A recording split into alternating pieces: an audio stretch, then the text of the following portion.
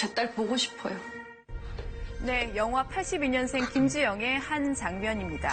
명절에 마음 편히 친정에 못 가는 누군가의 며느리, 또 누군가의 엄마, 누군가의 아내로 살아가는 1982년에 태어나서 이런 역할들을 짊어지고 살아가는 한 여성의 모습을 그렸습니다.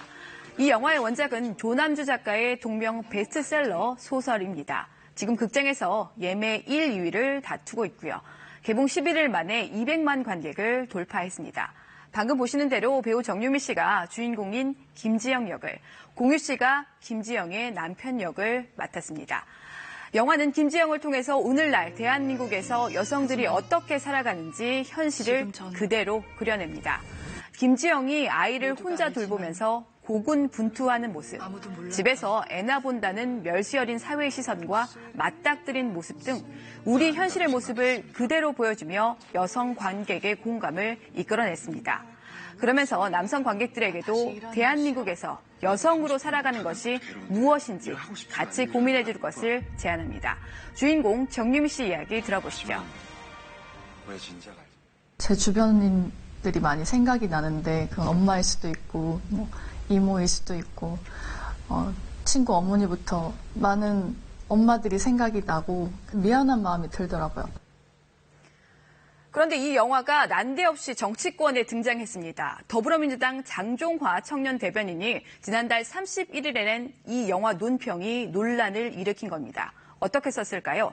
논평은 영화에서 김지영이 겪는 일을 일반화할 수는 없다 이렇게 했습니다. 그러면서 82년생 장종화를 영화로 만들어도 똑같을 것이라며 22 청춘에 입대해서 갖은 고생 끝에 배치된 자대에서 아무 이유 없이 있는 욕, 없는 욕을 다 듣고 또 키 180cm 이하는 루저가 되는 것과 같이 여러 맥락을 알 수 없는 남자다움이 요구된 삶을 살았다고 했습니다. 그러면서 이렇게 마무리합니다. 김지영을 통해 우리가 깨달아야 하는 것은 성별과 상관없이 우리가 얼마나 서로의 입장과 생각을 제대로 마주하지 않으면서 살아왔나 하는 점이라고 썼습니다. 당 안팎에서 잇따라 비판이 터져 나왔습니다. 같은 당의 김민석 관악갑 대학생위원장은 자신의 SNS에서 매우 피상적으로 여자도 힘들지만 남자도 힘들어 수준 이상의 논의를 발전시키지 못한다고 지적했습니다.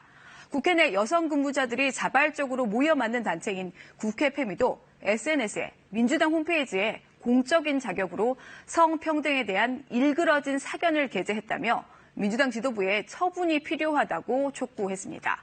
정의당의 강민진 대변인도 SNS에 소위 청년 세대의 남녀 갈등을 향한 민주당의 정치적 입장이 이런 것이라면 암울하다고 비판했습니다. 논란이 이어지자 민주당은 어제 논평이 당의 공식적인 입장과 다른 점이 있어서 철회한다고 밝혔습니다. 사실 이 영화가 논란의 중심에 선 건 처음은 아닙니다. 영화가 개봉하기도 전에 그러니까 영화를 보지도 못한 상태에서 남성 관객으로 추정되는 사람들이 평점 1점을 주는 이른바 평점 테러가 있었고요. 개봉한 후에는 온라인에서 영화에 등장하는 대사도 아닌데 영화의 명대사라며 이런 비꼬는 말까지 나왔습니다. 하루 종일 TV 보다가 애 데리러 가는 게 얼마나 힘든 줄 알아요? 결혼 준비를 하는데 예비 신랑이 집값을 절반 내달라고 하니 기분이 상했어. 이런 식으로 말입니다. 우리 사회의 뿌리 깊은 남녀 간 갈등이 또 한 번 드러난 겁니다. 영화 제작진은 이런 논란을 미리 예견했던 걸까요? 영화에선 남편이 적극적으로 김지영의 문제 해결을 도우며 남녀 갈등의 해법을 제시합니다. 감독도 남녀 대립이 아닌 공존을 말하고 싶었다고 합니다. 들어보시죠. 자기 자신과 관계 맺고 있는 사람들과 어떻게 잘 공존할 수 있는가를 고민하고 생각해 보는 것은 굉장히 의미가 있는 일이 아닌가 이런 생각을 하고 있습니다. 민주당의 논평, 온라인에서 벌어지는 논란, 되풀이되는 남녀 갈등을 멈출 공존의 해법은 없는 걸까요? 영화는 다시 한번 무거운 숙제를 상기시키고 있습니다. 친절한 뉴스였습니다.